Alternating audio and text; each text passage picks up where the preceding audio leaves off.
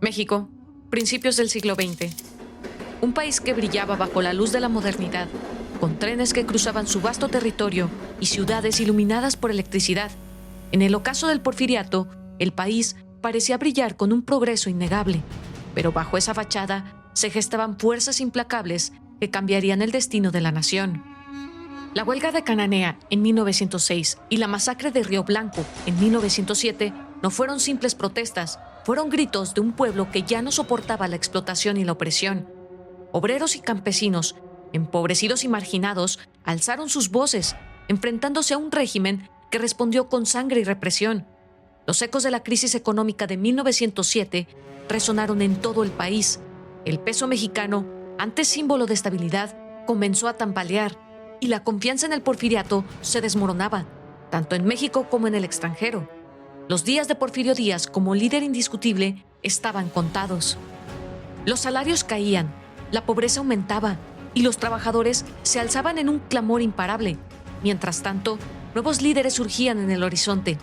Intelectuales como los hermanos Flores Magón, con su periódico clandestino Regeneración, y revolucionarios como Francisco I. Madero, comenzaron a desafiar el régimen, alimentando la chispa de un movimiento que no podía ser contenido. ¿Qué sucede cuando el poder se aferra con tanta fuerza que termina rompiéndose? ¿Cómo un líder que gobernó con mano de hierro por más de 3 décadas se vio obligado a abandonar el trono que él mismo construyó? En este episodio de Ecos del Pasado, Historias que Resuenan, nos sumergiremos en los últimos años de un régimen que parecía invencible, desde las sangrientas huelgas de Cananea y Río Blanco hasta el llamado desesperado de un pueblo que exigía justicia, y cómo la dictadura que prometía estabilidad se convirtió en el detonador de una revolución. Prepárate para adentrarte en los últimos años del Porfiriato, una era donde el orden dio paso al caos y las demandas de un pueblo desbordaron las murallas de un régimen que ya no podía contenerlas. La revolución estaba en el aire y el país nunca volvería a ser el mismo. Este es el capítulo final de un régimen que marcó la historia de México para siempre.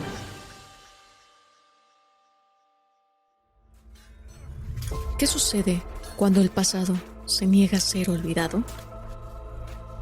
En Ecos del Pasado, Historias que Resuenan, desenterraremos relatos que han quedado sepultados en la memoria de la humanidad.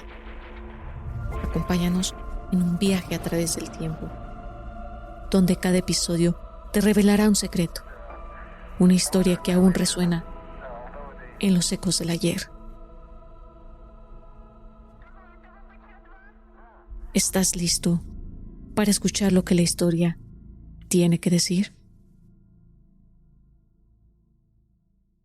Las grietas del régimen, tensiones que sacudieron al Porfiriato. En los albores del siglo XX, el régimen de Porfirio Díaz enfrentaba un enemigo inesperado, el descontento acumulado durante décadas de opresión y desigualdad. En las calles, en los campos y en las fábricas, el pueblo mexicano comenzaba a exigir lo que durante tanto tiempo se les había negado: justicia, derechos y una vida digna.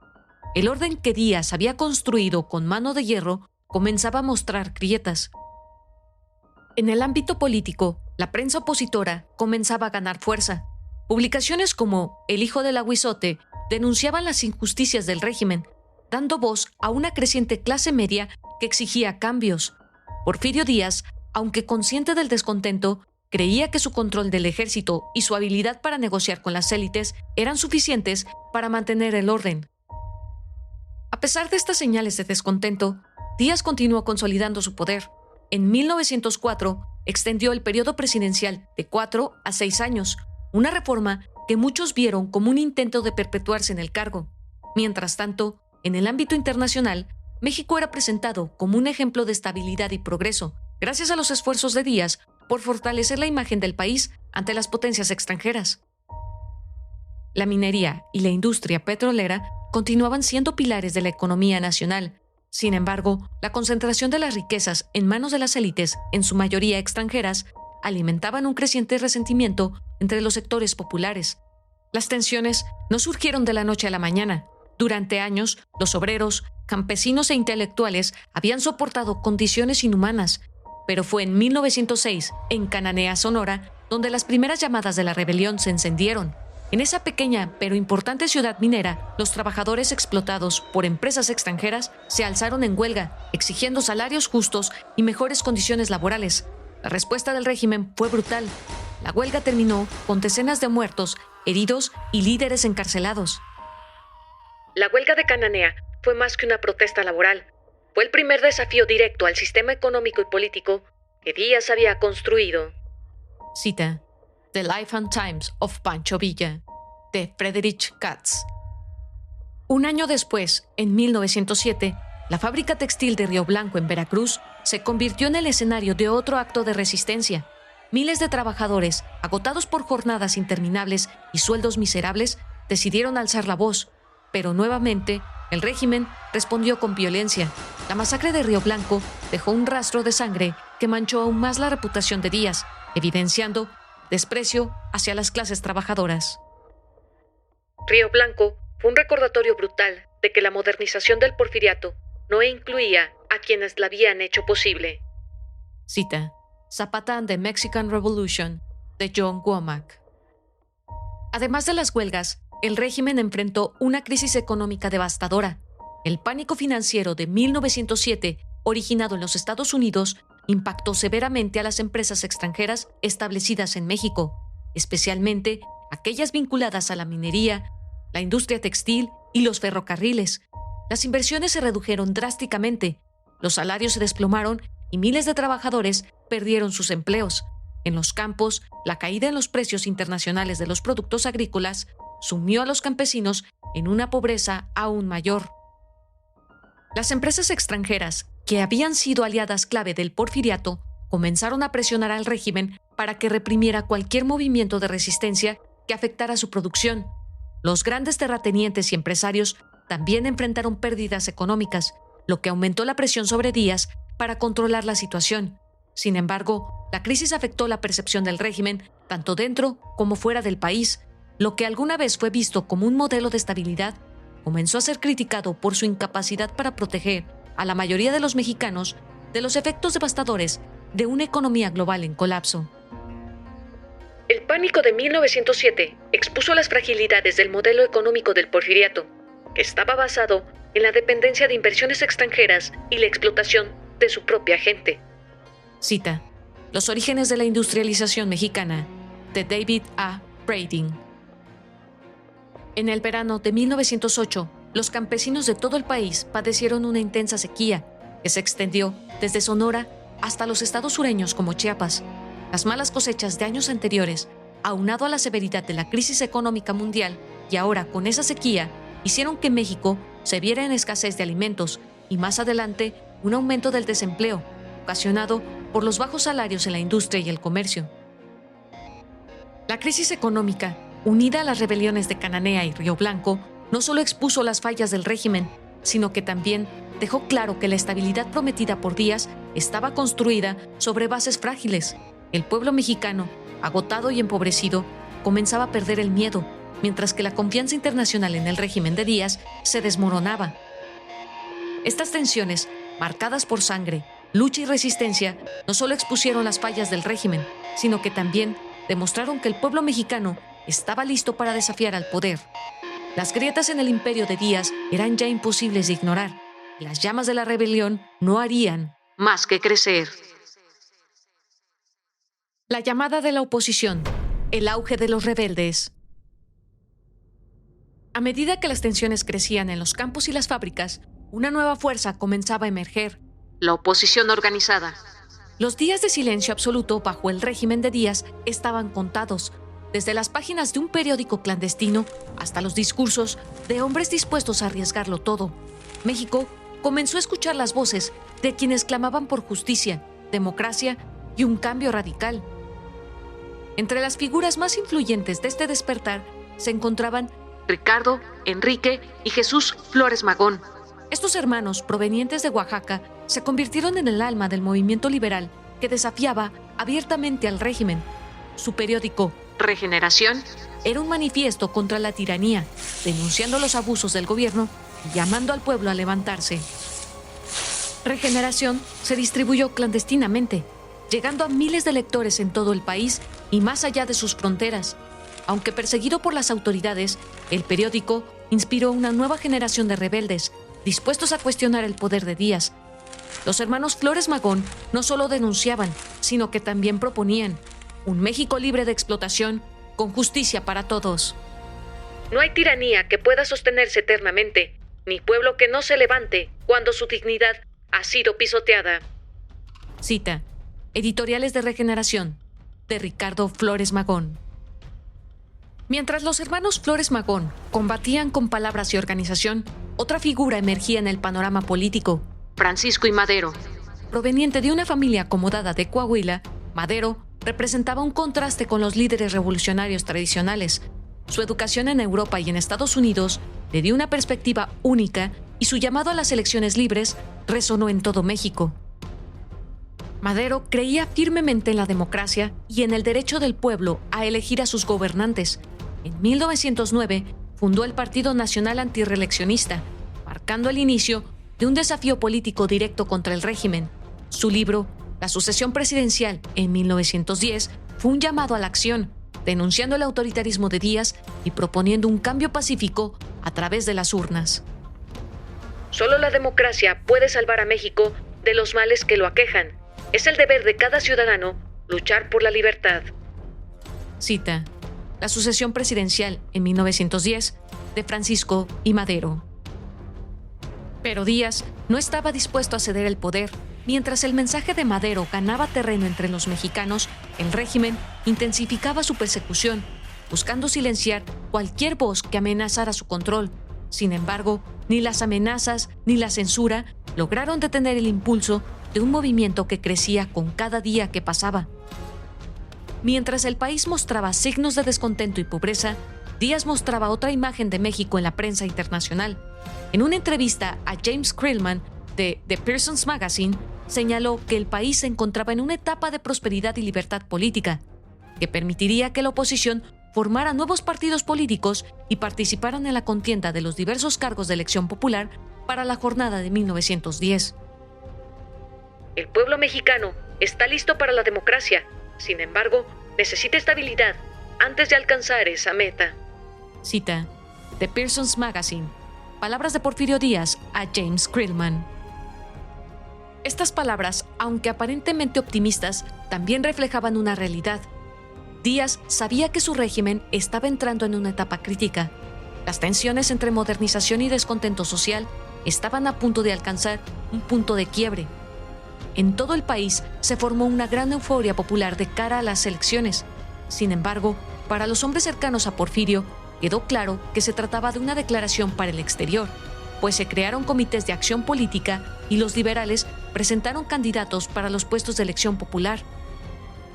Desde las imprentas clandestinas hasta los discursos apasionados en plazas y reuniones, la oposición al porfiriato había encendido una llama que ya no podía ser apagada. Los ideales de libertad, justicia y democracia comenzaron a propagarse como un fuego imparable, desafiando al régimen con una fuerza que no había enfrentado antes. El ocaso de un imperio. Los últimos días del porfiriato.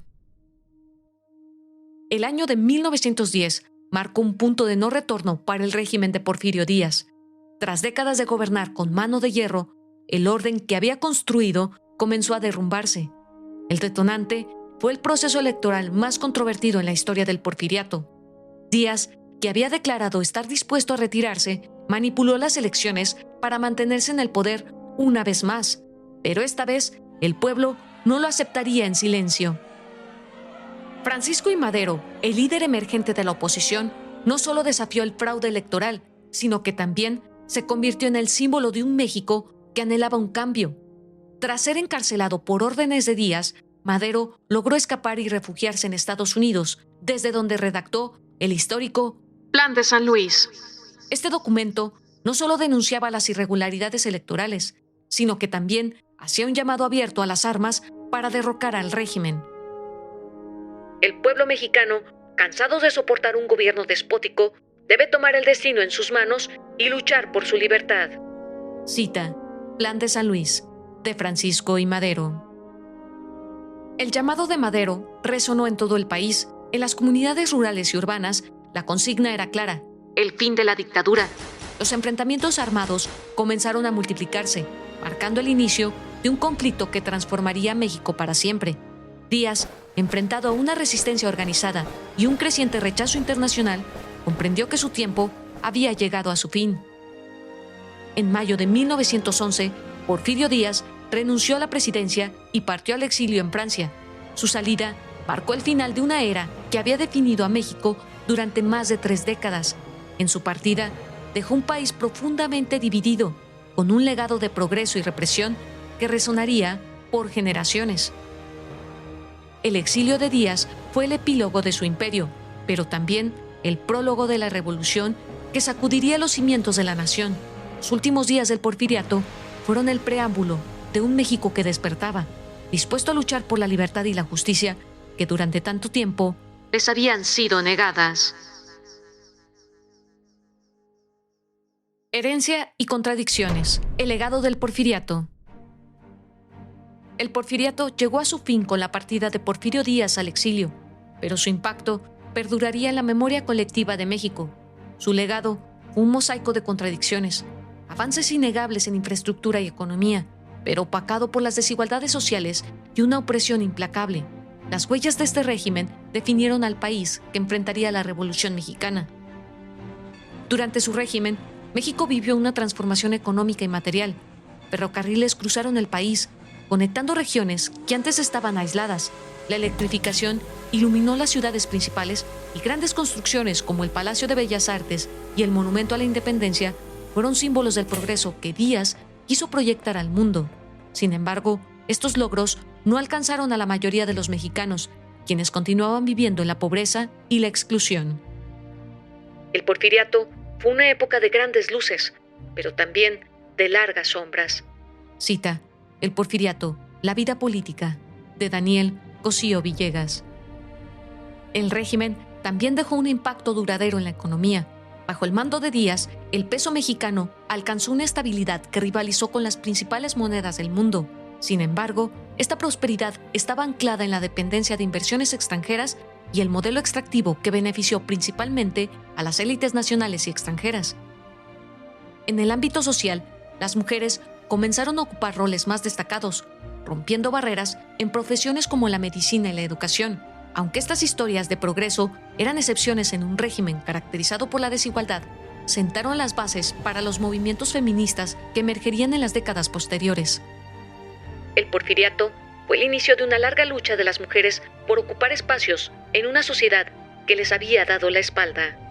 Cita: Las mujeres en la historia de México, de Guadalupe Loaesa.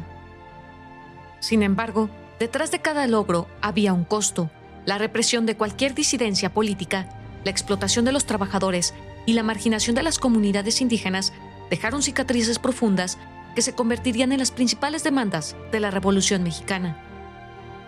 El legado del porfiriato es un recordatorio de que el progreso, cuando no es inclusivo, se convierte en un arma de exclusión y desigualdad.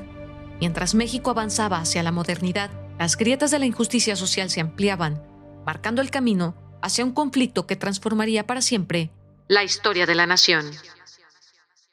Los ecos del porfiriato, la puerta a la revolución.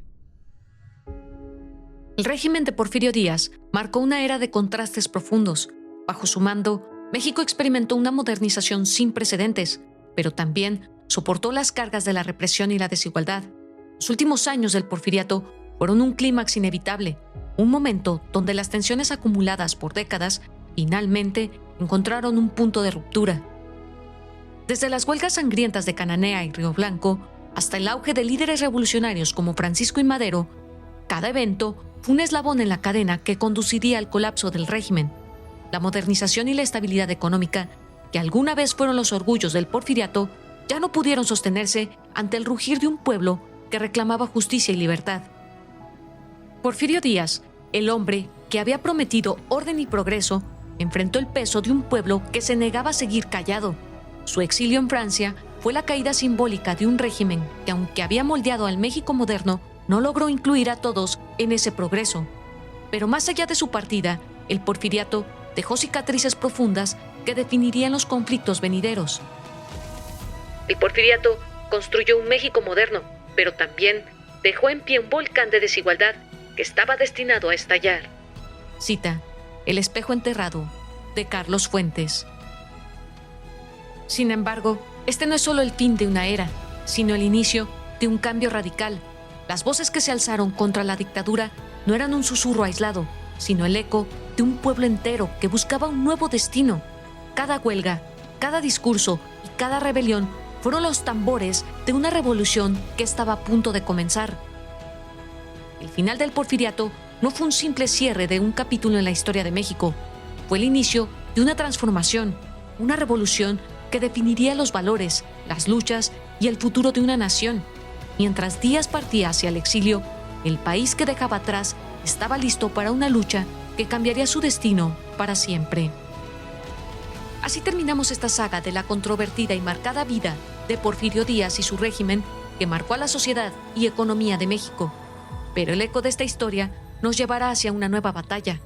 En el próximo episodio de Ecos del Pasado, Historias que Resuenan, seremos testigos del inicio de la Revolución Mexicana, una lucha que no solo fue por la libertad, sino por el alma de un México que comenzaba a despertar. El llamado está hecho y el futuro de una nación pende de un hilo. ¿Estás listo para escuchar lo que la historia tiene que decir?